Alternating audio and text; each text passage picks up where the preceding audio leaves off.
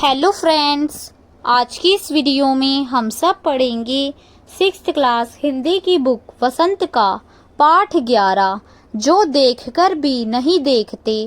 इस वीडियो में हम इस पाठ का सार पढ़ेंगे, यानी इस पाठ की स्टोरी शॉर्ट फॉर्म में पढ़ेंगे, जिससे आपको इस पाठ की समरी आसानी से समझ आ जाएगी बिना पाठ को पढ़े ही। मैं आपको बिल्कुल आसान तरीके से सिर्फ कुछ ही समय में इस पाठ की पूरी समरी पढ़ा दूंगी, यानी इस पाठ में जो जो महत्वपूर्ण बातें हैं वे सभी आपको बता दूंगी। तो चलिए अब शुरू करते हैं। यह पाठ हेलेन केलर द्वारा लिखा एक निबंध है जो दृष्टिहीन एवं बधिर थी। उनकी सहेली कुछ समय पहले जंगल की सैर करके आई थी, परंतु पूछने पर उसने कहा उसने कुछ खास नहीं देखा। चूंकि ऐसा सुनने की लेखिका को आदत पड़ चुकी थी, इसलिए उन्हें कोई आश्चर्य नहीं हुआ। साथ ही उन्हें यह भी लगता था कि कोई इतना घूमकर भी विशेष चीज कैसे नहीं देख सकता, जबकि वह अंधी होते हुए भी सब कुछ देख लेती है। वह रोजाना सैकड़ों चीजों को छूकर और महसूस कर पहचान लेती है, जैसे भोजपत्र की चिकनी थाल, चीड़ की खुरदरी छाल, वसंत में खिली कलियां तथा फूलों की पंखुड़ियों की मखमली सतह आदि। इन सब को स्पर्श करने से उन्हें आनंद प्राप्त होता है। अपनी अंगुलियों के बीच बहते पानी को महसूस करने से उन्हें आनंद मिलता है। बदलता हुआ मौसम उनके जीवन में खुशियां भर देता है।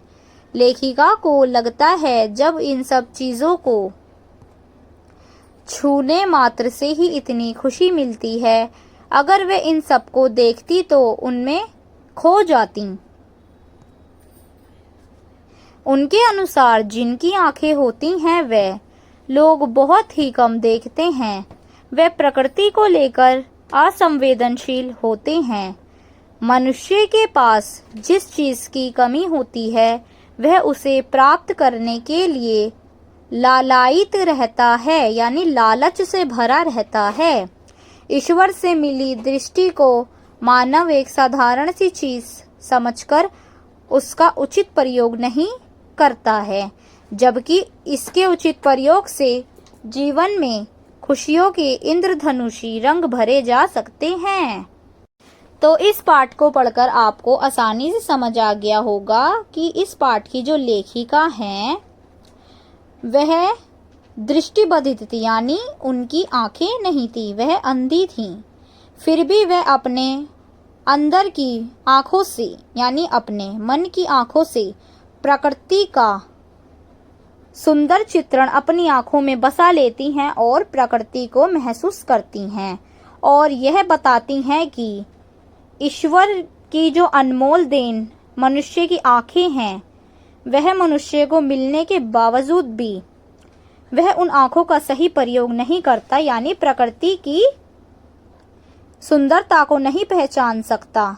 और साथ के साथ वह और कुछ, मतलब उसके पास जिस चीज की कमी होती है उससे भी ज्यादा पाने की वह लालसा, यानी लालच में रहता है।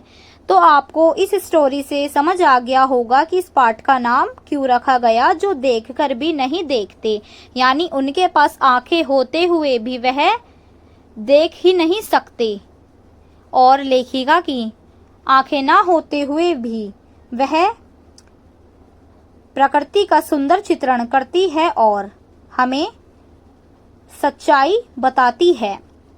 तो ये है जो देखकर भी नहीं देखते पाठ की समरी, यानी पाठ का सार। आशा है आपको यह पाठ आसानी से समझ आ गया होगा। अगली वीडियो में मैं इस पाठ के प्रश्नोत्तर आपके लिए लेकर आऊंगी। वीडियो को लाइक करना, शेयर करना और चैनल को सब्सक्राइब जरूर करना।